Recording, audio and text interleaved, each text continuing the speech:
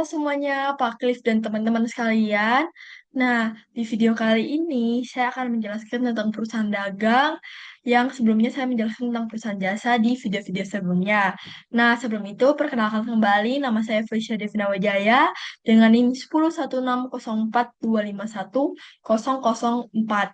Nah, di sini saya merupakan mahasiswa Universitas Ciputra yang mengambil jurusan accounting. Yang dimana saya akan menjelaskan di video kali ini tentang perusahaan dagang, simulasi penjurnalan umum, buku besar, neraca saldo, laporan keuangan yang berisikan laporan laba rugi, laporan laba ditahan, dan juga laporan posisi keuangan dalam perusahaan dagang. Nah, sebelum itu saya tuh akan menjelaskan tentang apa sih perusahaan dagang itu. Kan kita belum mengetahui nih. Nah, perusahaan dagang itu di mana kegiatan kita membeli barang dagangan dari pihak lain atau pemasok. Jadi kita sebelum punya barang itu, kita harus beli juga ke pemasok yang biasanya kita gunakan. Nah, pemasok ini menjual barang yang dimana kita beli, lalu kita tuh jual kembali ke konsumen yang dimana barang yang kita punya itu kita nggak ubah bentuknya. Jadi bentuknya tetap sama, tapi kita jual kembali ke konsumen yang gimana biasanya keuntungan yang kita dapatin juga lebih tinggi harusnya. Nah, di sini contoh-contohnya tuh ada dari toko sembako, minimarket, toko pakaian, distributor alat tulis, dan masih banyak lagi. Tujuan untuk perusahaan dagang itu tujuannya tuh untuk kita memperoleh laba, yang dimana kita tuh bisa tahu perolehan laba tuh dari harga jual dikurangin harga beli. Dari situ kita bisa tahu kita tuh untung atau rugi sih. Nah, di sini saya akan menjelaskan juga tentang perbedaan perusahaan dagang dan perusahaan jasa. Nah, perusahaan dagang dan perusahaan jasa tuh punya banyak perbedaan juga. Nah, dari sini kita bisa tahu di mana perusahaan dagang itu kita tuh menjual barang, tetapi kalau perusahaan jasa itu kita menjual jasa atau keahlian yang kita punya. Seperti perusahaan dagang itu kita sebagai penjual, kita jual barang yang kita punya, persediaan yang kita punya. Nah, tapi kalau perusahaan jasa, kita tuh gak punya barang, kita jual keahlian. Seperti ada, contohnya tuh kalau misalnya keahlian tuh kan kita salon. Kalau misalnya salon, kita punya keahlian untuk menggunting rambut orang dengan berbagai-berbagai model. Nah, kalau dokter juga kita punya keahlian untuk bisa menyembuhkan masyarakat dan juga kita dibayar dari keahlian yang kita punya itu. Tapi kalau dagang enggak, kita harus punya barang dulu baru kita bisa memperoleh keuntungan. Nah, sedangkan kalau dagang juga memiliki persediaan. Karena sebelum kita menjual barang pasti kita punya persediaan. Tetapi kalau jasa kita nggak punya persediaan, kita pakai keahlian yang kita punya. Dari perusahaan dagang juga kita ada HPP, harga pokok penjualan, yang dimana ini tuh merupakan biaya perolehan barang yang dijual. Dan juga ada kita dalam perusahaan jasa tidak memiliki HPP karena kita tidak menjual barang. Ini juga adalah laporan laba rugi yang lebih terperinci dan kompleks dalam perusahaan dagang, di mana terdapat pendapatan neto, ada laba bersih, laba kotor, yang dimana lebih kompleks juga karena kita menjual barang. Sedangkan kalau jasa itu lebih sederhana, seperti video-video yang sebelumnya saya sudah jelaskan tentang laporan keuangan dalam jasa. Nah, kita juga bisa tahu dari jurnal perusahaan dagang ini, kita bisa tahu ada dua metode, yang dimana ada perpetual dan periodik. Nah, biasanya perpetual itu kita bisa pakai dalam usaha besar, sedangkan kalau periodik itu usaha kecil. Nah, jelas perpetual itu lebih akurat, karena kita tuh mencatat transaksi pemasukan dan pengeluaran itu satu persatu secara terperinci. Tetapi kalau metode periodik itu, pencatatan persediaan fisik di akhir periode, yang dimana kita tidak terperinci dalam pencatatannya. Nah, nah dari penjelasan sebelumnya saya akan menjelaskan tentang simulasi jurnal umum perpetual yang di mana dalam jurnal umum perpetual itu ada akun-akun perusahaan dagang yang tidak dimiliki perusahaan jasa. Nah, di sini ada akun persediaan. Persediaan itu apa yang kita punya untuk kita jual. Nah, ada juga retur penjualan, ada penjualan. Nah, penjualan itu akunnya itu di mana kita menjual barang. Jadi kalau kita menjual barang berarti debit debit penjualan di debit bertambah. Nah, kalau misalnya retur penjualan itu kita eh, orang yang mengembalikan barang ke kita, entah itu biasanya karena rusak atau karena expired dan lain-lain. Jadi persediaan kita otomatis akan bertambah karena terdapat retur penjualan. Nah, dalam HPP, harga pokok penjualan itu biasanya seperti yang saya jelaskan sebelumnya tentang biaya yang barang yang kita jual. Nah, sedangkan kalau potongan penjualan tuh merupakan penjualan tuh biasanya ada termin-terminnya. Jadi kalau misalnya kita bayar dalam jangka waktu 10 hari, kita akan dapat diskon 2%. Seperti itu potongan penjualan dalam akun-akun perusahaan dagang. Nah, untuk beban angkut penjualan biasanya tuh ditaruh di debit karena akan mengurangi ekuitas. Nah, seperti itu. Beban angkut penjualan tuh biasanya tuh kayak ongkos pengiriman gitu loh. perusahaan dagang itu ada namanya FOB yang dimana itu free on board. Nah, free on board itu merupakan titik perbedaan tanggung jawab dan biaya pengiriman barang dari penjual kepada pembeli. Jadi, biaya pengiriman itu bisa ditanggung penjual, tetapi bisa juga ditanggung pembeli. Yang dimana di sini ada FOB shipping point dan FOB destination. Nah, kalau FOB shipping point itu dimana biaya pengiriman itu ditanggung oleh pembeli. Sedangkan kalau FOB destination tuh biasanya biaya pengiriman itu ditanggung oleh penjual. Jadi, kalau misalnya ditanggung sama penjual, berarti pembeli nggak punya beban untuk membayar pengiriman. Begitupun sebaliknya kalau ditanggung pembeli, penjual juga tidak punya kewajiban untuk membayar ongkos kirimnya. Nah, di sini juga ada tentang term of payment atau termin. Nah, term of payment itu biasanya bisa disebut juga kita bisa sebut sebagai kayak diskon. Jadi, dalam misalnya contohnya tuh kalau 2 per 10, N per 30 dengan EOM end of month. Yang dimana kalau 2 per 10 itu pembeli mendapat diskon membayar diskon 2% jika kita membayar dalam kurun waktu 10 hari. Jadi, kalau misalnya kita lewat dari 10 hari ini, uh, kita nggak punya hak mendapatkan diskon 2% itu. Nah, sedangkan sedangkan biasanya untuk 2 per 10 itu kita hitung dari 1 hari setelah pembelian. Misalnya tanggal 1 kita beli, nah dihitung dari 1 hari setelah pembelian itu. Jadi nggak dihitung dari tanggal satunya. Nah, sedangkan kalau N per 30 tuh di mana kita punya waktu 30 hari untuk kita membayar tagihan. Dan kalau end of month itu biasanya disebut kita bisa punya punya waktu untuk kita bayar di akhir bulan. Nah, contohnya tuh misalnya kalau contoh dari diskon 2 per 10 itu, contohnya tuh jika misalnya kita punya utang dari pembelian persediaan, misalnya pembelian barang kita punya utang nih, nah 1 juta. Terus kalau misalnya dalam 10 hari ini kita bisa bayar, misalnya kita beli tanggal 1, kita bayarnya tanggal 7, kan masih masuk diskon 2%. Nah, kita akan bayar 980.000. Nah, dari mana? Jadi 2% itu dikalikan dengan 1 juta, dapatlah 980.000. Nah, di sini di mana kita juga bisa kita misalnya N per 30, kita di mana kita bayar lewat dari ketentuan yaitu 2 per 10, jadi kita nggak dapat diskon 2% lagi, tetapi kita bayarnya tetap yang sama, utang yang sama, yaitu 1 juta. Saya juga ada laporan keuangan perusahaan dagang, dan di mana seperti saya jelaskan sebelumnya, laporan perusahaan dagang itu berbeda dari laporan laba ruginya. Yang di mana kalau laporan laba rugi itu menunjukkan keuangan perusahaan dalam satu periode. Biasanya satu periode itu kayak 12 bulan. Nah, di mana kita tuh lebih kompleks karena tuh lebih kita punya pendapatan neto, laba kotor, dan laba bersih. Nah, di sini yang telah saya ingkari itu pendapatan netonya itu kan 345.000. Nah, kita tahu dari mana? Nah, dari kita tahunya dari di mana dari di sini ada diskon penjualan, ada retur penjualan juga, kita jumlahkan terlebih dahulu, dengan lalu kita kurangin dengan pendapatan kotor 350.000 yang kita punya, dikurangin dengan diskon dan retur penjualan. Di mana di sini kita akan tahu penjualan pendapatan neto kita atau penjualan bersih kita tuh 345.000. Nah, sedangkan laba kotor. Nah, kalau laba kotor ini kita tuh tahu dari pendapatan neto dikurangi harga pokok penjualan. Yang di mana kita bisa tahu dari penjualan bersih yang kita punya tadi, terus dengan HPP kita 170.000 kita kurangin, lalu kita dapatlah laba kotornya 175.000. Lalu setelah itu ada laba bersih, yang dimana laba bersih itu laba kotor dikurangin beban. Jadi setelah kita menghitung laba kotor 175.000 tadi, kita kurangin dengan beban-beban penjualan yang kita punya. Nah, beban penjualan kan ada kayak beban-bebannya itu ada biaya-biaya operasional, seperti ada beban komisi, beban iklan, gaji pemasaran, biaya sewa kantor, gaji staf, utilitas, beban administrasi. Nah, kita bisa tahu dari pendapat dari 126.000 ini, beban beban kita ini, kita bisa tahu dari beban penjualan dan ditambah dengan beban ya kita bisa tahu dari beban penjualan dan totalannya itu 65.000 ya, di mana kita bisa tahu dengan total operating expense-nya 126.000. Nah, di sini untuk mengetahui laba bersih itu kita kurangin laba kotor 125.000 dikurangi 126.000, didapatlah laba bersih kita tuh 50.000.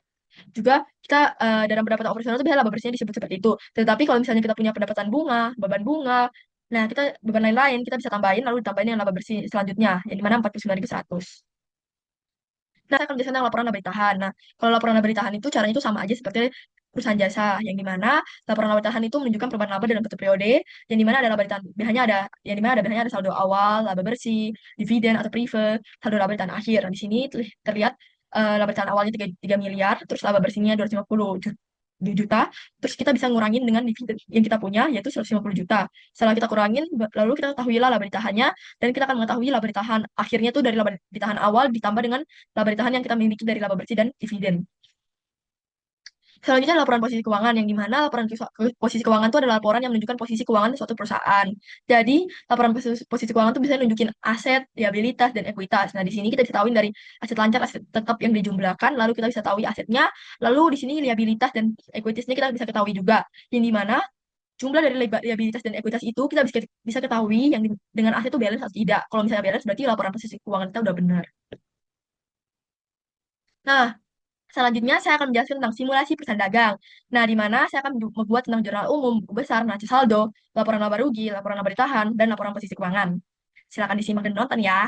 Nah, sekarang kita akan membuat tentang jurnal umum terlebih dahulu. Setelah itu kita akan membuat buku besar, neraca saldo, dan laporan keuangan. Nah, sebelum itu saya akan menjelaskan cara pembuatan jurnal umum. Sebenarnya cara pembuatan jurnal umum itu sama saja dengan perusahaan jasa, rumus-rumusnya juga banyak yang sama, tapi perbedaannya tuh di akun-akunnya saja. Nah, di sini saya telah membuat COA, nah di mana saya sudah menggabungkannya, yang di mana gabungannya tuh memakai rumus concatenate. Penggabungan concatenate itu saya menekan 101 dulu, lalu saya akan menekan kas, tapi di antara itu saya kasih tanda petik, lalu jadilah gabungan.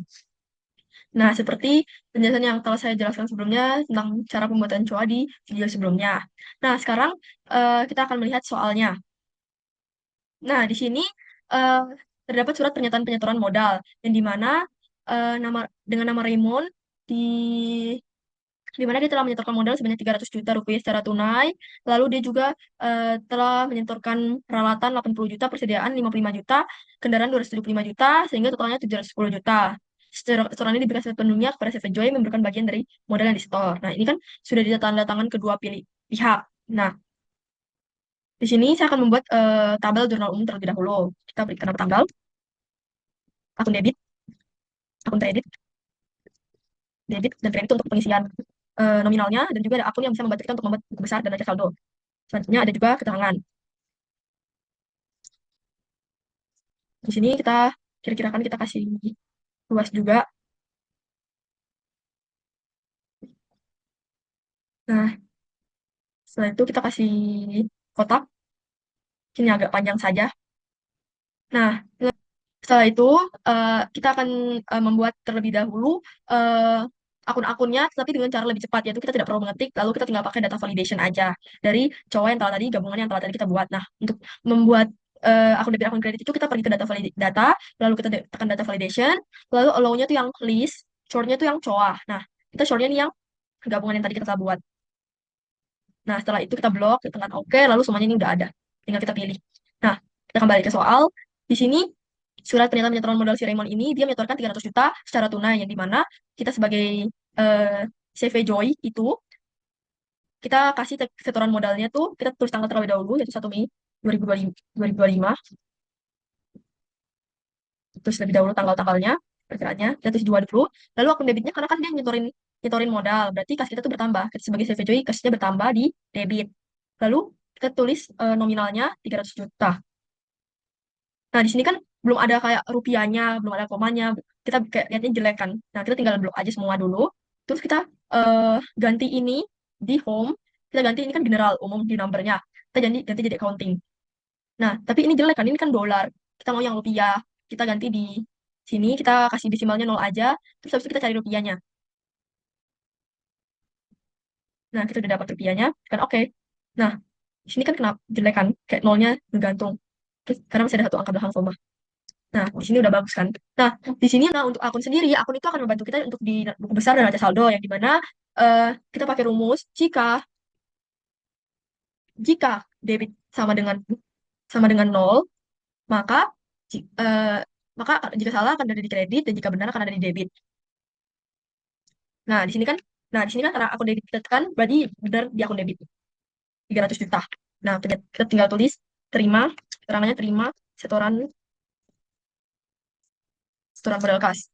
Selanjutnya kita kembali ke soal, di mana penyetoran modal yang Raymond setorkan juga ada peralatan 80 juta, persediaan 55 juta, kendaraan 275 juta.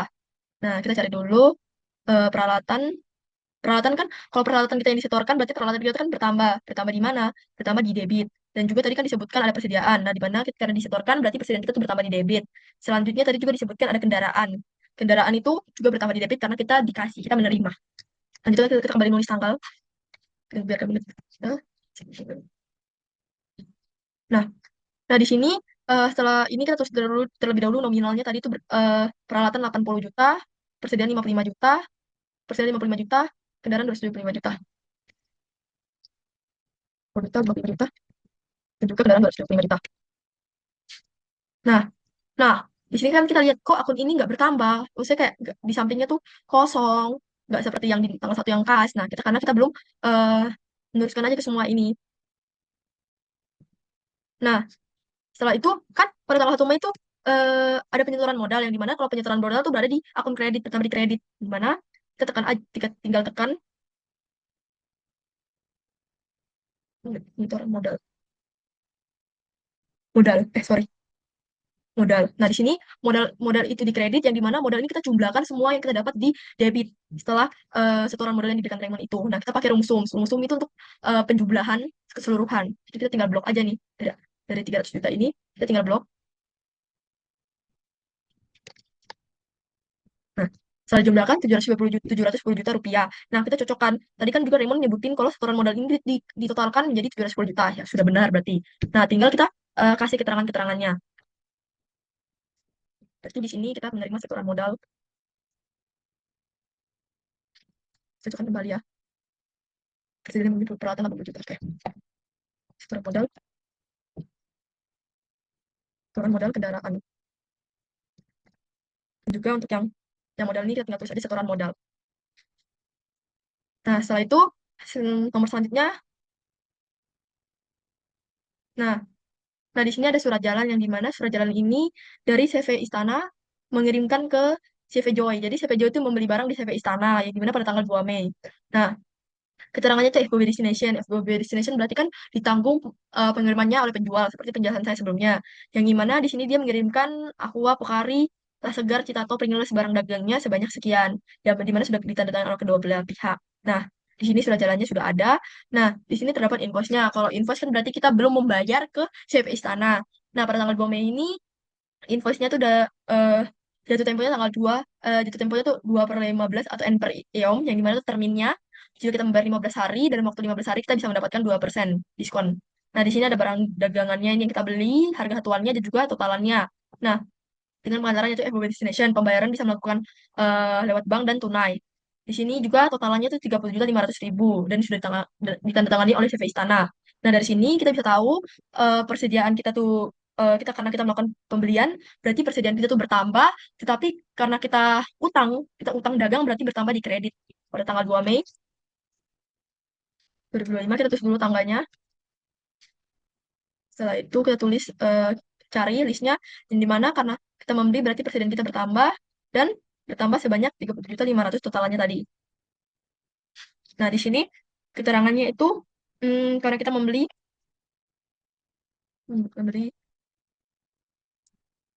CV Istana. Setelah itu kita juga kan kita utang, berarti utang utang itu bertambah di kredit yang dimana utang dagang sebanyak 30.500.000. Keterangannya itu berarti sorry. Nah, ini kurang panjang. Nah, selanjutnya soal selanjutnya. Di sini CV Joy membuat surat retur barang yang dimana pada tanggal 5 Mei itu di si pembeli CV Joy ini retur barang ke penjual CV Istana yang dimana dia meretur barang jumlahnya 20 dan 50, 20 barang dagang Pringles dan 50 barang las segar yang dimana senilai 8 juta totalannya karena barang itu expire.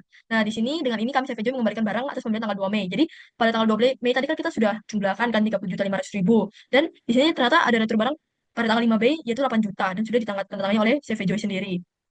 Berarti kalau misalnya retur barang itu karena kita mau beli berarti hutang dagang kita tuh berkurang berkurang yang berada di debit. Sorry. Berkurang di debit. Hutang dagang kita berkurang karena kita melakukan pengembalian barang. Lalu tadi kan disebutkan sebanyak 8 juta. Terangannya retur barang dari CV Joy.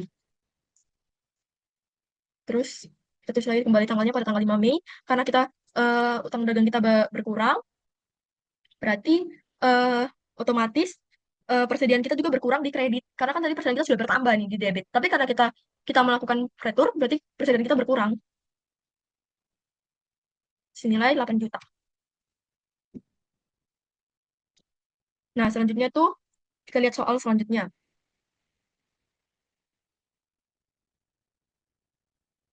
Nah, di sini ada surat jalan pengiriman barang lagi dari CV Happy ke CV Joy yang dimana di sini syarat pengiriman itu FOB shipping point. Kalau FOB shipping point kan ditanggung oleh pembeli. Berarti karena kita penerima berarti kita yang menanggung pengirimannya senilai 50.000 yang dimana barang dagangan kita beli itu adalah di mineral sejumlah 12. Nah, di sini kan kita belum nyebut. Nah, di sini kan kita eh, surat pengiriman. Nah, di sini invoice-nya itu, invoice kan berarti kita mengutang, di mana CV Jo itu mengutang ke CV Happy pada tanggal 8 Mei. Nah, kita melakukan pembelian sebanyak sejumlah 12 juta, dan status belum dibayar dengan termin 1/10 atau N per eom. Nah, berarti kita juga belum membayar pengirimannya. Jadi kita udah utang 12 juta, 50.000 juga kita belum bayar pengirimannya. Ini kita tulis tanggalnya, tanggal 8 Mei 2025. Nah, di sini, karena kita harus membeli, berarti persediaan kita bertambah di debit. Sedangkan sebanyak 12 juta. Ini, dari CV. Nih, utang dagang kita. Sorry. Nah, utang dagang kita sebanyak 12 juta bertambah di kredit karena kita belum membayar.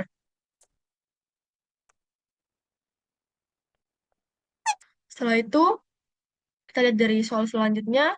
Nah, di sini ada kwitansi yang dimana CV Istana, kita membayar CV Istana. Jadi, ada kwitansi dari CV Istana dan kita telah membayarnya. Di mana selanjutnya, pada tanggal 12 Mei 2025 telah diterima CV Jo. Jadi, CV Jo ini telah membayar ke CV Istana sebanyak 28.910.000 yang dimana untuk pembayaran pelunasan pembelian barang dagang pada tanggal 2 Mei. Nah, kenapa 28.910.000 sedangkan tadi pada tanggal 2 itu utang kita 37.500.000. Nah, karena kan di sini pada tanggal 5 Mei sebelumnya itu kita ada retur barang 8 juta kan, retur barang 8 juta yang ini kita retur barang pada tanggal 5 Mei untuk tanggal 2 Mei sebanyak 8 juta. Nah, karena kita melakukan retur barang, berarti dari 30.500.000 itu kita kurangin dengan 8 juta. Setelah itu kita kalikan dengan diskon 2%. Karena kenapa dapat diskon? Karena kan kita membayar tanggal 12 Mei, sedangkan kita itu membeli barang tanggal 2 Mei yang otomatis dalam waktu 15 hari ini kita hitung dari tanggal 2 sampai tanggal 12 itu kan nggak sampai 15 hari. Nah, di situ berarti kita tetap mendapatkan termin, dapat diskon. Walaupun kita melakukan retur barang. Terus judul tanggalnya. Nah, di sini kita akan membuat penjurnalan umumnya. Terus dulu. Nah, penjurnalannya itu karena kita melakukan pelunasan, berarti kan kas kita berkurang di debit dan juga eh, hutang dagang kita juga berkurang di debit. Nah, berarti hutang dagang kita tuh berada di debit karena kita berkurang, kita membayar. Nah, ini hutang dagang. Nah, ini hutang dagang. Setelah itu eh, kita masukin dulu kan kita karena sudah kita membayar berarti kas kita berkurang. Berarti berkurang di kredit kas. Setelah itu terus lagi tanggalnya. Nah, Nah, di sini karena kita dapat diskon dan kita merupakan penjual, berarti kita tuh kan kita membeli barang, berarti karena kita mendapat diskon, berarti berada di kredit itu diskon kita tuh kita mau tulis nilai berapa sih diskon kita. Nah, diskon kita tuh ditulis dengan akun persediaan. Kenapa dengan akun persediaan? Karena diskon itu untuk diskon penjualan. Nah, sedangkan kalau kita membeli, berarti kita persediaan nilai uang nominal persediaan itu kan berkurang karena kita dapat diskon. Jadi bukan berarti persediaan kita berkurang, tetapi nominal harga utang kita tuh berkurang. Makanya akunnya itu persediaan. Setelah itu tadi kan kita sudah membeli senilai senilai 30.500 utang kita. Nah, kita pakai rumus sama dengan utang dagang ini kita mau 30.500.000 30.500.000 ini utang dagang kita ini kita kurangi dengan nah di sini juga bisa. Kita kurangi dengan utang dagang kita yang berada di sorry. Nah, di sini kita akan memakai rumus pengurangan yang dimana utang dagang kita tuh 37 juta 37.500.000 di kredit, kita akan kurangin 8 juta yang ada di kredit. Nah, senilai berapa sih? Nah, senilai 29.500.000. Jadi kita harusnya membayar 29.500.000. Tetapi karena kita dapat diskon 2%, berarti kita pakai rumus dan dimana kita hitung dulu diskon kita tuh berapa di persediaan. Jadi kita pakai rumus sama dengan 2%. Nah, kalau kali di Excel tuh pakai bintang, dikali 29.500.000 yang harusnya kita bayar utang kita. Nah, kita enter, dan ternyata diskon kita tuh 590.000, 590.000, dan di mana kita akan membayar, kas kita akan berkurang dengan kita kurangin dari utang dagang kita yang berada di debit, dikurangin dengan persediaan yang ada di kredit. Jadi, 29.500.000 dikurangi dengan persediaan 590.000. Nah, jadi kita, CVJO itu akan membayar sebanyak 28.910.000. Setelah itu kita akan kasih keterangan, kita tulis aja pelunasan utang dagang tanggal, wah, ini jatuh diskon. Nah, setelah itu Kita lihat soal selanjutnya. Nah, di sini ada bukti pembayaran ongkos kirim, yang dimana kan tadi pada tanggal 8 Mei itu kan kita melakukan pembelian persediaan dengan FOB shipping point. Kalau shipping point kan kita pembeli yang membayar. Jadi CV Joy kita membayar ongkos kirim ke eh, kita akan membayar ke CV Istana pada yang dimana terlaksana pada tanggal 8 Mei. Jadi kita membayarnya pada tanggal 13 Mei. Nah, jumlah yang dibayar itu kan 50.000 dengan kita mengusahakan pembayaran tunai. Nah, kalau misalnya kita kita bayar dengan ada bukti pembayaran ongkos kirim ini berarti kita sudah membayar. Kita akan catat juga di jurnal umum pada tanggal 13 Mei 2025. Nah, karena kita membayar berarti kan kita FOB shipping point. Terus habis itu kan ini perpetual. Berarti kalau perpetual itu persediaan kita tuh berada di debit, sedangkan pas kita tuh berkurang di kredit. Tetap walaupun kita membayar ongkos kirim. Jadi walaupun kita membayar ongkos kirim, persediaan tuh akan bertambah di debit. Tetapi persediaan yang kita punya tuh sebanyak yang kita beli itu tidak bertambah. Ini karena kita membayar ongkos kirim. Terus ini adalah FOB shipping point. Jadi karena kita sebagai penjual, tapi kita juga sebagai pembeli. Jadi kita sebagai pembeli ini persediaan kita bertambah di debit senilai 50.000 karena ada pengantaran, sorry. Terus karena kita membayar secara tunai berarti kas kita berkurang. Nah, di sini kita tulis Joy membayar ongkir. Kita membayar CV Joy membayar. Nah, di sini kita tulis CV Joy bayar ongkir tanggal 8. Nah, di sini sudah berjalan juga. Nah, di sini sekarang kita sebagai pembeli kita berlaku sebagai penjual. Di mana CV Joy ini penjual barang CV Mochi sebanyak ada barang aqua, ada kita suka. Nah, di sini sudah ada tangan terus syarat penerima itu kan FOB shipping point yang dimana ditanggung oleh CV Mochi karena CV Mochi sebagai pembeli senilai 100.000. Selanjutnya invoice-nya. Sorry, jadi ingat. Nah, di sini invoice-nya. Nah, pada tanggal 15 Mei, CV Joy mengirimkan CV Mochi invoice yang mana invoice dari CV Mochi mengutang ke kita. Nah, sebanyak 15 juta dengan penjualan FOB shipping point. Nah, di sini ada HPP harga pokok penjualan sebesar 7.500.000. Nah, kalau di pertual berarti HPP itu akan dipisah dicatat dari pembelian dan penjualan. Nah, perbedaannya kalau kita beli berarti kita nggak menuliskan HPP, tapi kalau kita sebagai penjual kita menuliskan HPP-nya. Terus terlebih dahulu, tanggal 15 Mei.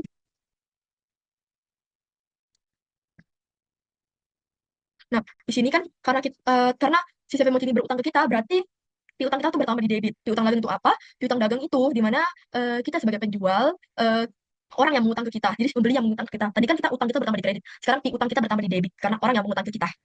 Lalu lalu karena kita kan melakukan penjualan. Nah, berarti eh presiden kita tuh berkurang, tetapi yang berkurang tuh di kredit itu penjualan karena kita melakukan penjualan.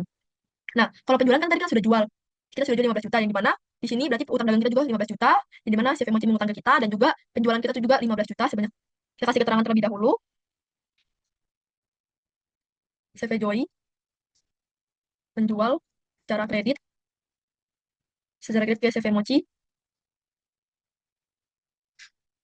Nah, di sini setelah itu, di sini kan tadi kan ada HPP-nya. Nah, HPP-nya kita sudah tahu nih. HPP sebesar 7.500.000. Nah, kalau kita sebagai penjual, berarti HPP kita tuh bertambah di debit, yang dimana kita mengetahui ternyata barang kita tuh harga pokok penjualannya itu sebanyak 7.500.000. Nah, tetapi yang berada di kredit itu persediaan, karena persediaan kan kita menjual barang, persediaan kita berkurang dengan harga 7.500.000.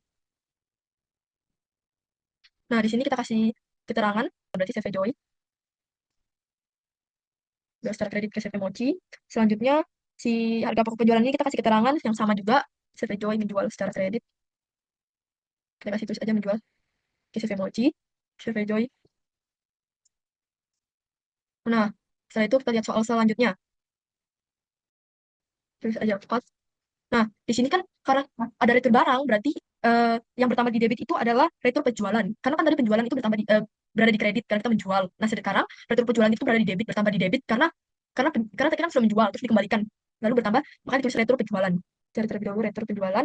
Lalu pada tanggal selanjutnya itu karena kita sudah melakukan karena terdapat retur penjualan, berarti itu utang dagang si CVM itu berkurang. Nah, berkurangnya di kredit senilai tadi kan sudah disebutkan senilai 5 juta. Nah, kita kasih keterangan terlebih dahulu. Suruh CV Mochi, CV Mochi ke CV Joy. Biar cepat aja kita mengetiknya. Terus selanjutnya di sini kan tadi disebutkan di soal juga ada namanya HPP penjualan sebesar 2 juta. Berarti karena HPP penjualan tadi kan 1.500.000 terus kita mengalami retur barang, berarti kan berarti barang kita itu persediaan kita kembali bertambah. Tadi sudah berkurang, sekarang bertambah kembali karena terjadi retur. Nah, persediaan kita bertambah di debit, sedangkan HPP kita berkurang di kredit. Senilai 2 juta.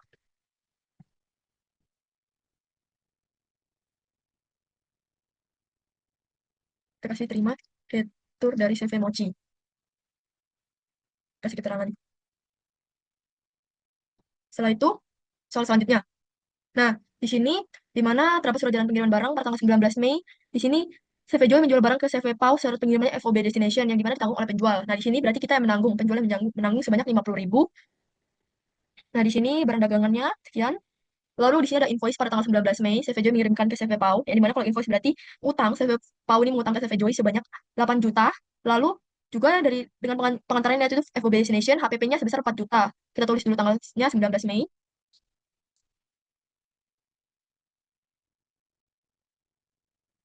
Nah, kita tulis dulu terlebih dahulu. Setelah itu, karena kan kita menjual barang, terus habis itu CV Pau ini mengutang ke kita, berarti piutang dagang kita bertambah di debit, lalu penjualan kita berkurang di kredit karena kita menjual barang. Nah, tadi kan sudah disebutkan sini nilai 8 juta. Nah, setelah itu kita tulis keterangannya nanti saja. Kita tulis keterangannya terlebih dahulu. Yang dimana kita CV Joy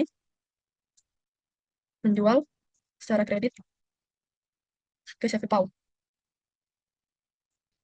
Dan kita pakai sama dengan kita tekan biar sama. Terus setelah itu kan dibilang HPP-nya itu tadi 4 juta. Berarti kan HPP-nya 4 juta berarti harga pokok penjualnya bertambah berada di debit. Karena terus persediaan kita tuh berkurang di kredit sebanyak 4 juta.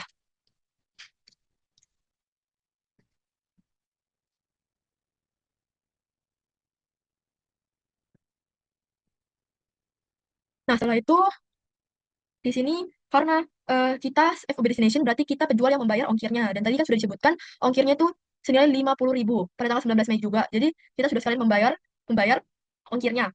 Yang dimana karena kita membayar secara tunai, berarti 19 Mei ini karena kita menjual barang berarti masuk ke beban angkut penjualan. Karena ini merupakan perpetual. Beban angkut penjualan dan kas kita berkurang karena kita membayar secara tunai senilai 50.000. CV Joy, kita terus aja keterangannya CV Joy membayar ongkir CV Pau. Nah, selanjutnya ada kwitansi.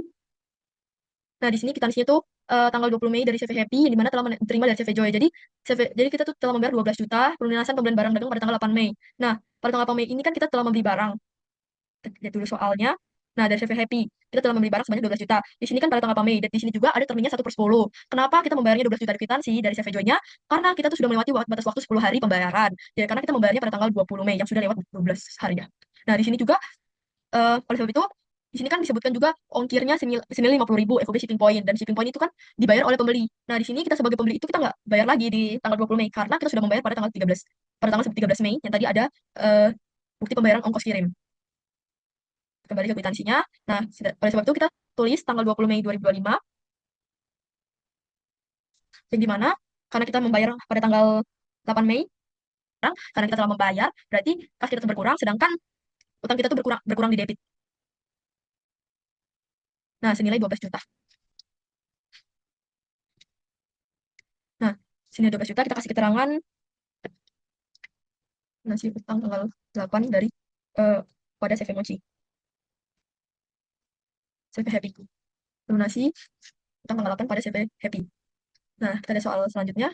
Di sini di sini ada kwitansi juga pada tanggal 21 Mei yang dimana senilai 919.000 CV Joy menerima dari CV Mochi perusahaan pembelian barang dagangan tanggal 15 Mei. Nah, pada tanggal 15 Mei ini kita kan ada pembelian barang dari CV Mochi.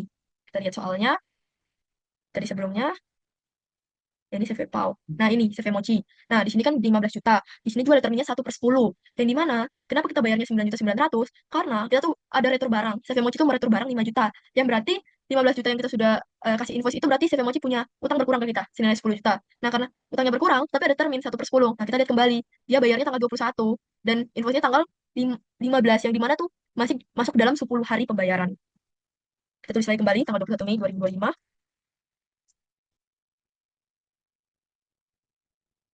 Nah, di sini Avemoci ini telah membayar, berarti kas kita tuh bertambah di debit. Sedangkan eh, kita juga terdapat potongan penjualan. Nah, potongan penjualan itu bertambah di debit juga karena si CP Moci ini telah membayar ke kita. Nah, dan juga ada terminnya. Jadi terminnya itu kita tahu dari potongan penjualannya berapa sih CP Moci potongan penjualannya dan CP Moci membayar itu berapa. Nah, di sini kita tulis juga piutang dagang. Karena kan si CP Moci ini berutang ke kita, berarti piutang dagangnya berkurang di kredit. Di sini kita akan tahu, karena kan piutang dagangnya dia tadi itu 10 juta, karena kan kita kurangi dengan 15 juta. Nah, di sini di sini piutang dagangnya 15 juta dikurangin dengan retur penjualannya sebanyak 5 juta. 5 juta. Nah, kita tahu nih, jadinya kita tahu ternyata piutang dagangnya dia sisa 10 juta. Setelah itu potongan penjualannya karena dalam dia tuh belinya tanggal 15 Mei dan dia bayar tanggal 21 Mei, sedangkan termnya itu 1/10, jadi dia masih mendapatkan diskon sebanyak 1%, yaitu berarti sama dengan 1% dikalikan 10, sorry, 1% dikalikan 10 juta sama dengan 100.000. Berarti si CV Mochi ini membayar ke kita sebanyak 10 juta dikurangin 100.000. Jadi CV Mochi membayar kita 9.900.000. Lunasi menerima pelunasan pelunasan pelunasan piutang dari CV Mochi. Potongan potongan piutang CV Mochi. Ini potongan bukan potongan penjualan, potongan penjualan untuk CV Mochi. Terus menerima pelunasan. Nah, selanjutnya, nah kita lihat pada tanggal 31 Mei sendiri, kita menerima pelunasan dari PT PAU senilai 8 juta, yang dimana kita pembelian kita barang kita pada tanggal 19 Mei. Jadi, di sini, di sini ada termin 1/10 pada tanggal 9 Mei, tapi itu kan karena kita bayar 31 Mei, berarti kita sudah lewat dari 10 hari, makanya kita nggak dapat diskon 1%. Lalu, kita membayar, oleh sebab itu kita membayar secara persis sebanyak 8 juta, karena di sini FOB destination yang dibayar oleh penjual, kita udah bayarin tadi. Itu, tanggal 31 Mei 2025.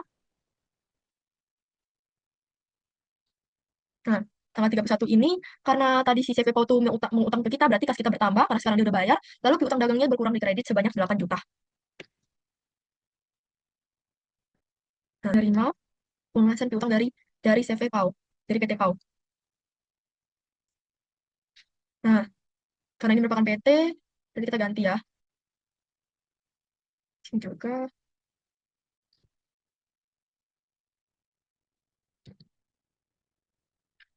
Nah, di sini setelah kita udah membuat tanggal akun debit, akun kredit, akun keterangan, di sini kita akan membuat, kita akan mengetahui totalan dari semua ini.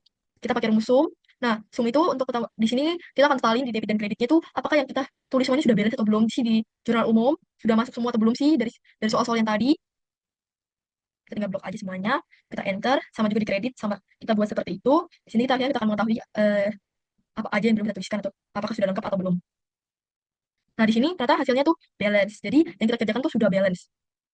Selanjutnya saya akan membuat buku besar. Nah, buku besar itu di mana kita bisa mengelola akun-akun dan kita mengetahui saldo debit dan saldo kreditnya itu berapa, dan itu akan memudahkan kita untuk membuat di neraca saldo. Tapi kita akan golongkan kayak satu tabel tuh untuk kas, untuk piutang, untuk utang dan lain sebagainya. Di sini saya akan ke insert, terus kita akan tekan pivot table. Nah, di sini kan ada tabel range-nya. Tabel range-nya itu di mana kita tekan jurnal umum.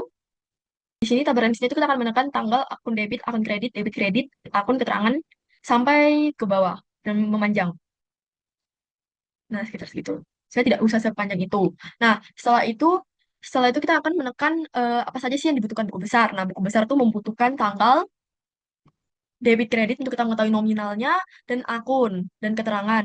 Nah, di sini kan eh, dalam sebelum itu saya sudah bilang kalau buku besar itu untuk penggolongan akun-akun. Nah, di sini akun itu kita akan pindahin ke filter untuk kita bisa tahu. Nah, di sini kita bisa tahu oh kasnya itu segini, kita tekan oke. Nah, persediaannya tuh piutang dagangnya tuh begini. Nah, kita bisa tahu dengan lebih mudah. Nah, tapi di sini kan terlihat bahwa kurang menarik kan, kayak membingungkan. Nah, di sini kita tinggal tekan desain. Nah, subtotalnya ini kita ubah, do not show subtotal. Jadi kalau misalnya show subtotal kita bisa tahu seperti ini, tetapi kan kita akan mengetahuinya kan lewat di akun-akun pembagiannya. Nah, kita tekan tekan do not show subtotal, terus kita on for row and columns. Jadi ini untuk lebih mudah untuk membacanya. Nah, di sini kan selanjutnya kita akan tekan di sini repolletnya tuh kalau show in compact ini yang ini show in compact, ini show in outline kayak gini kan kayak kurang bagus. Nah, untuk itu kita memakai show in tabular jadi kayak lebih rapi. Lalu, nah di sini desainnya sudah cukup bagus. Nah, tanggalnya kan terlalu jauh. Kita kasih segini aja. Nah, kita udah tahu nih penjumlahan dari alt-nya. Nah, tapi karena kita kan maunya cuma mau tahu satu-satu saja. Jadi kita buat semisalkan kita buat kas. Nah, kas kita akan tahu nih dari tanggal 1 sampai tanggal 3 itu berapa jumlahnya. Sum of debit dan kreditnya berapa. Tapi kita belum tahu nih daripada kita saldo debit dan saldo kreditnya. Nah, daripada kita mengurangi secara satu persatu, kita tinggal pakai pivot table analysis, terus kita tekan fill items and set, kita calculate fill-nya. Nah, name-nya kita namain saldo debit. Nah, di sini sama dengan jika jika debit lebih besar. Nah, kita kasih tanda kurung ya. Jika debit lebih besar dari kredit, maka maka debit dikurangin kredit sama dengan nol. Nah, rumus ini untuk memudahkan kita untuk mengetahui saldo debit dan saldo kredit yang ada di kas. Nah, di sini kan harus pakai eh, tanda petik.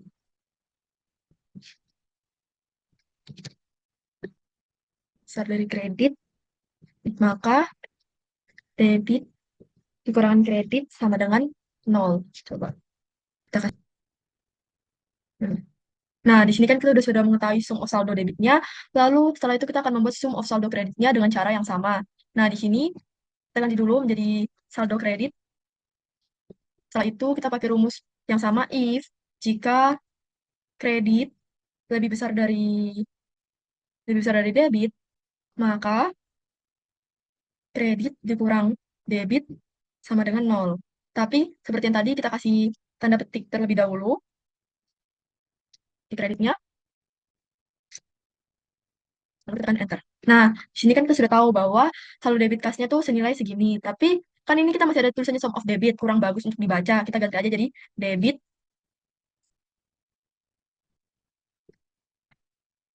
ini saldo debit, kita sum of-nya kita hapus aja, dan ini saldo kredit. Nah, di sini kita sudah mengetahui angka-angkanya. Nah, di sini kan angkanya kurang bagus. Kita ubah aja ke accounting, kita ke home,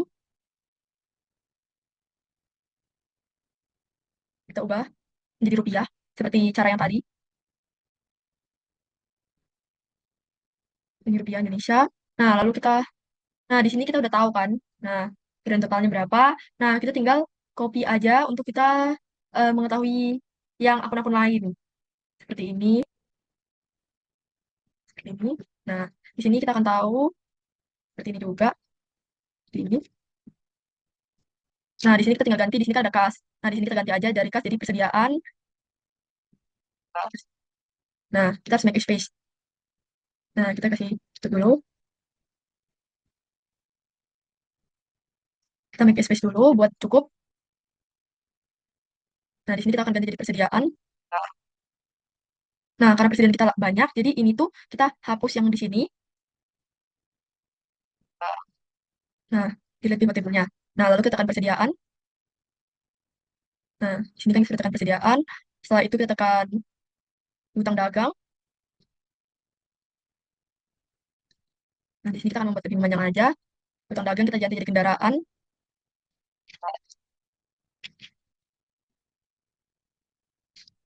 Nah, di sini kan kosong kan. Kita tambahin.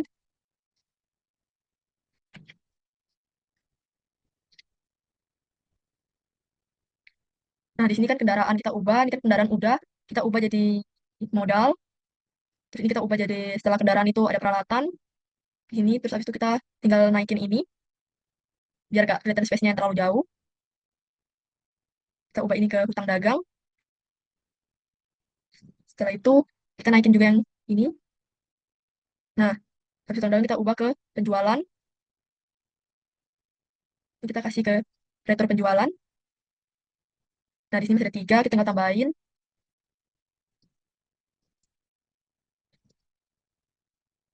potongan penjualan.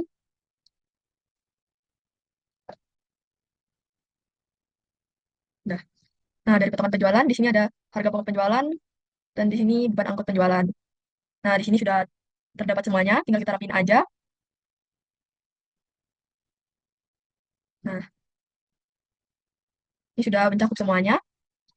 Kas, persediaan, hitungan dagang, modal, kendaraan, utang dagang, peralatan penjualan, potongan penjualan, retur penjualan, beban angkut penjualan, dan HPP. Sudah mencakup semuanya. Setelah itu kita ganti sheetnya jadi namanya buku besar.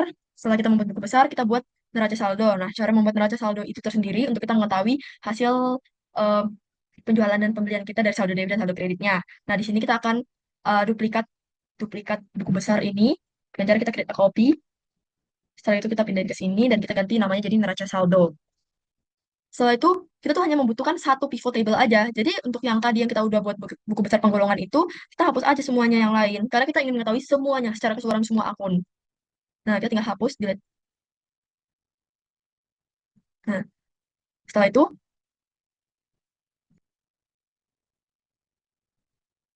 nah, setelah kita menghapus, nah, kita akan menekan pivot table analysis untuk kita memunculkan akun-akunnya. Nah, dari Phyllis. Nah, Phyllis ini kita akan mengetahui apa saja yang dibutuhkan neraca saldo. Nah, dalam neraca saldo itu kita tinggal memindahkan, kita tuh tidak membutuhkan lagi debit dan kredit. Nah, yang kita butuhkan itu sekarang saldo debit dan saldo kredit. Nah, keterangannya juga kita tidak butuhkan. Kita cuma membutuhkan akun, saldo debit, dan saldo kredit. Nah, di sini kan terlihat kayak, wah kenapa jadi seperti ini? Nah, kita akan tahu lewat akunnya kita pindahkan ke row. Nah, di sini kita akan mengetahui, nah, di sini kan ada tanggalnya kan, jadi kelihatannya kayak, wah kenapa jadi seperti ini? Nah, kita akan tidak mengadakan tanggalnya. Nah, di sini akunnya kan udah ada semua. Nah, nolnya ini kita tinggal centang aja. Nah, yang blank juga. Selanjutnya, di sini kita udah buat neraca saldonya. Nah, di sini kekurangannya pivot table itu nggak bisa tuh jumlah kita jumlahin secara pivot table tuh nggak bisa. Jadi kita jumlahnya dengan kita hide nomor 16 ini kita hide aja, kita jumlahkan secara manual. Jadi lewat rumus sum, kita pakai rumus sum. Lalu kita, sorry, ini ada ketambahan minus. Kita pakai rumus sum. Setelah itu kita blok semuanya. Nah, di sini kita sudah mengetahui saldo debit dan saldo kreditnya. Selanjutnya, kita akan membuat laporan keuangan. Nah, cara membuat laporan keuangan sendiri saya sudah pernah jelaskan di video sebelumnya, yang dimana laporan keuangan itu sangat berguna karena dapat membantu kita mengetahui laporan keuangan, mengetahui laba, rugi, keuntungan yang kita dapatin di dalam suatu perusahaan. Nah, di sini kita namain dulu neraca saldo CV Joy. Karena kita kan tadi soalnya tentang CV Joy.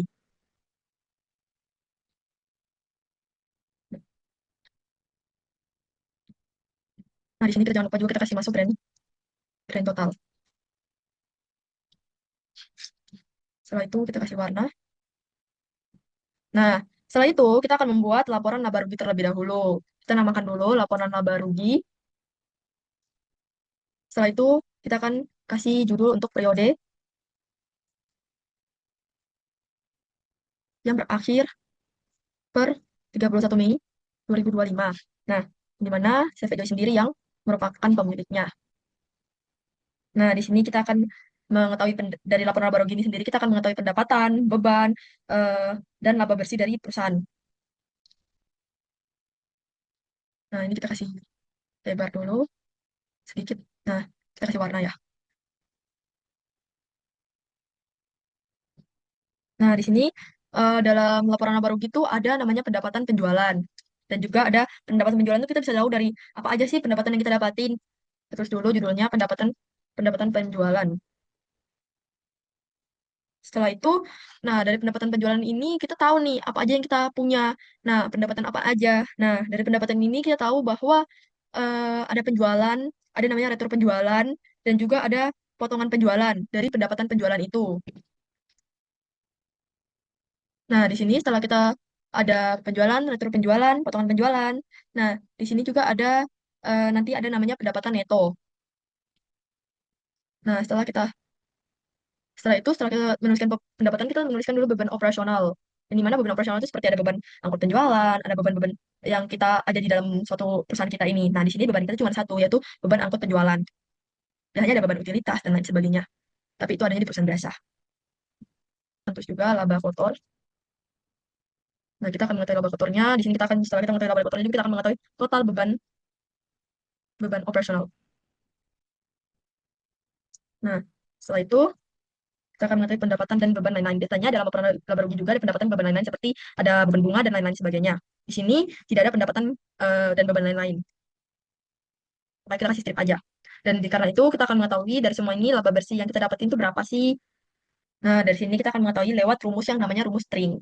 Nah, setelah kita menuliskan pendapatan penjualan, pendapatan neto, beban operasional, pendapatan beban lain-lain, seperti yang saya sudah jelaskan, perbedaannya dengan perusahaan jasa itu sangat berbeda ya, karena perusahaan jasa itu di laporan laba rugi itu adanya pendapatan jasa, beban-beban operasionalnya juga ada beban utilitas, beban gaji, dan lain-lain, dan dia juga berbeda.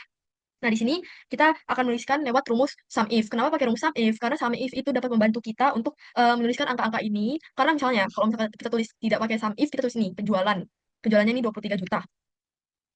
Nah, ini kan akan bakal menjadi lama dalam penulisannya. Nah, di sini kita akan pakai rumus sum if. Nah, sebelum itu kita akan blok dulu semua ini secara memanjang dan kita memakai accounting dan kita ubah kembali menjadi rupiah.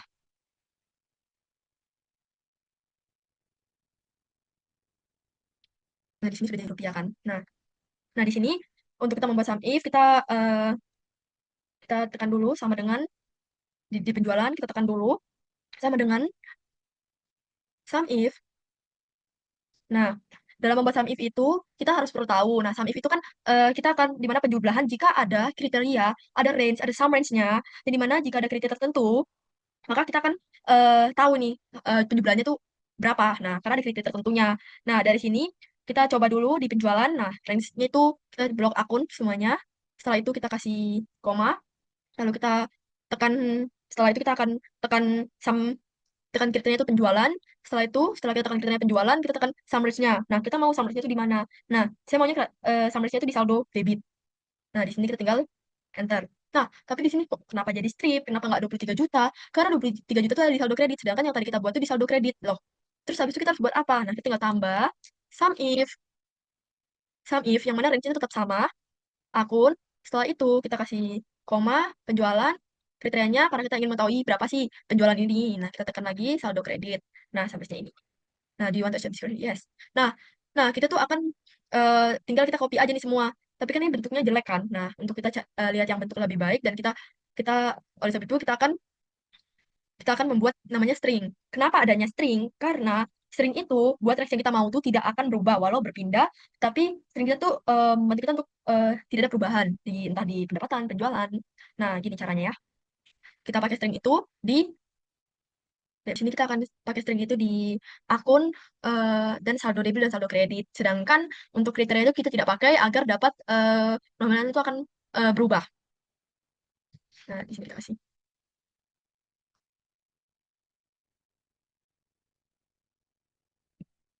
Nah, ini kita tinggal tekan enter. Setelah itu dalam pendapatan penjualan itu juga ada namanya retur penjualan. Di mana retur penjualan ini kita ingin tahu, kita tinggal tinggal copy aja. Setelah itu kita tahu retur penjualannya. Nah, di sini kita bisa tahu potongan penjualan juga sisa berapa, 100.000 sesuai. Nah, di sini kan retur penjualan potongan penjualan itu berada di debit. Nah, kita pindahkan di sini. Di sebelah kiri, di debit. Nah, setelah itu kita juga akan mengetahui pendapatan neto, harga pokok penjualan, beban angkut penjualan, untuk kita mengetahui laporan laba rugi ini. Nah, dalam pendapatan neto sendiri kita akan kurangin dari 23 juta dari penjualan kita dikurangin dengan retur penjualan dan potongan penjualan, yang mana retur penjualan dan potongan penjualan ini kita jumlahkan terlebih dahulu. Seperti ini, dijumlahkan terlebih dahulu. Setelah itu kita kasih enter. Yes. Nah, di sini kita sudah tahu kan pendapatan neto ini kita berapa. Nah, dari pendapatan neto ini kita juga akan mengetahui dari harga pokok penjualannya ini berapa. Nah, di sini tinggal copy paste aja, kita tinggal tekan enter. Terus ini kita pikir loh, ini kenapa berubah? Nah, karena kita kan tadi buatnya itu di area sini. Nah, di sini kan akan berbeda. Summary itu yang di sini. Nah, kita ganti summary-nya.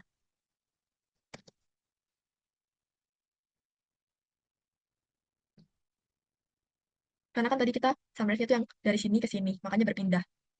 Nah, di sini sudah ada 9.500.000. Nah, untuk kita mengetahui laba kotor kita juga akan eh, kita mengetahuinya dari mana? Dari 17.900.000 ini dikurangin dengan HPP kita. Jadi pendapatan neto dikurangin dengan HPP. Nah, kita udah mengetahui ini kan laba kotor kita. Lalu kita akan lanjut di beban angkut penjualan. Nah, di beban angkut penjualan kita tinggal copy yang ini. Nah, setelah itu beban angkut penjualannya, setelah kita ketahui beban angkut penjualannya, kita akan totalkan beban operasionalnya. Nah, beban operasionalnya ini sama aja seperti yang tadi. Beban operasional ini berapa? Kan di sini kan nggak tertulis akunnya. Nah, totalan beban operasional itu dari beban angkut penjualan kita. Tapi tinggal-tinggal sama dengan. Nah, di sini setelah itu ada pendapatan dan beban lain-lain. Nah, pendapatan dan beban lain-lain ini tidak ada karena kita nggak mempunyai pendapatan beban lain-lain. Dan hanya itu ada beban bunga dan lain sebagainya. Nah, setelah itu kita akan menghitung laba bersih kita. Nah, laba bersih kita itu dari laba kotor kita dikurangin dengan total beban operasional. Total beban operasional. Nah, laba kotor kita sini 8.350.000.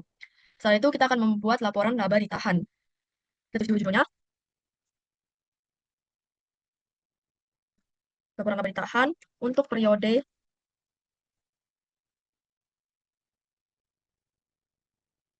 31 Mei 2025.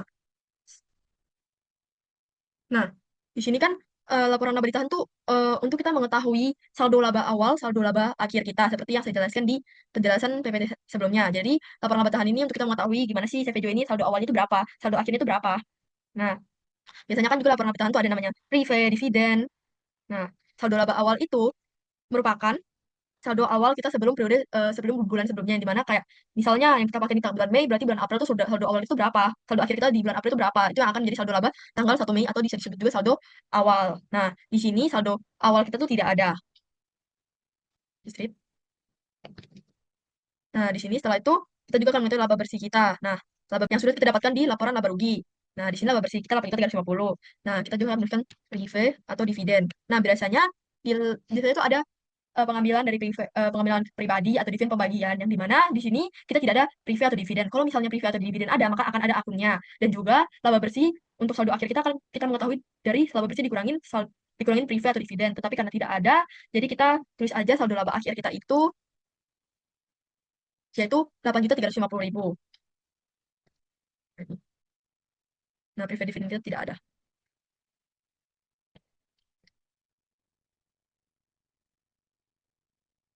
Nah, setelah membuat laporan laba ditahan, laba rugi, kita juga akan membuat laporan posisi keuangan yang dimana di sini eh, kita akan mengetahui aset, liabilitas, dan ekuitas dari apa yang kita punya itu di CV Joy ini.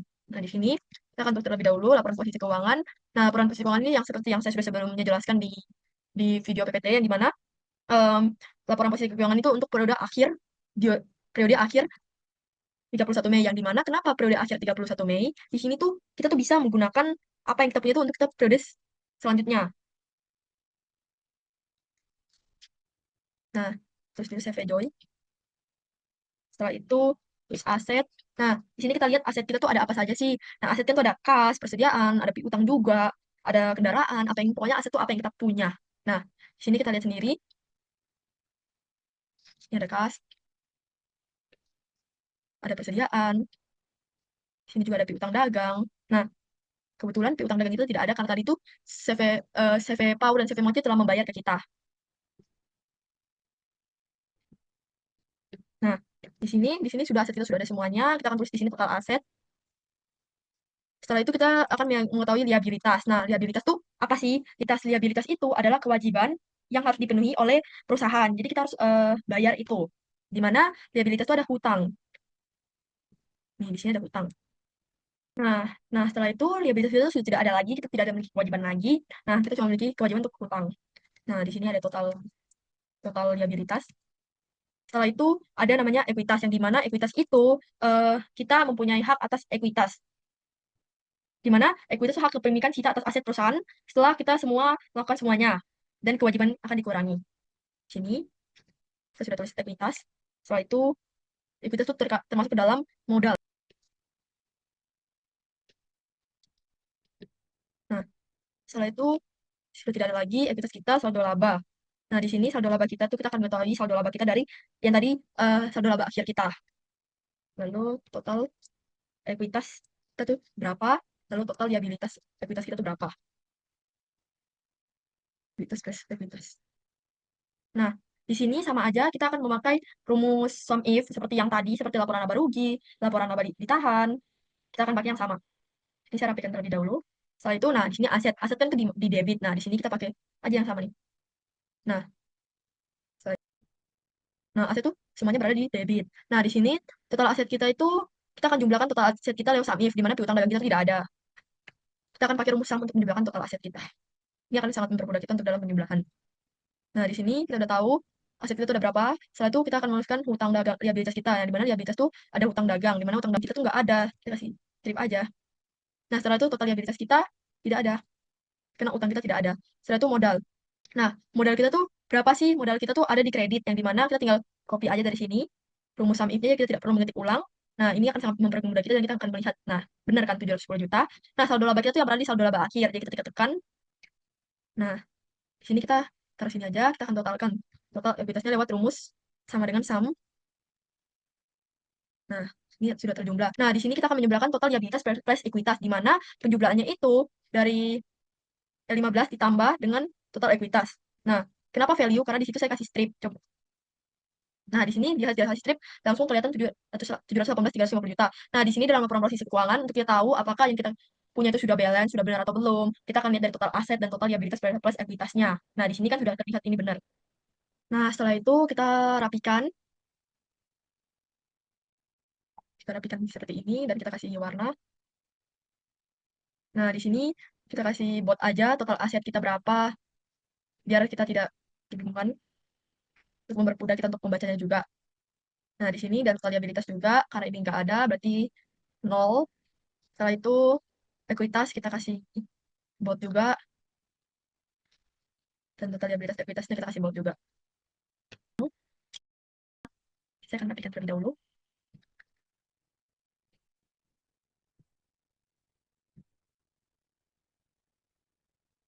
Nah, di sini saya akan terlebih dahulu untuk merapikan agar terlihat lebih jelas. Di sini juga saya akan kasih bold. Ini tertekan bold. Harusnya border aja. Dan laba bersihnya. Nah, di sini setelah saya kasih bold, ini kasih namanya di bold aja biar kelihatan. Nah,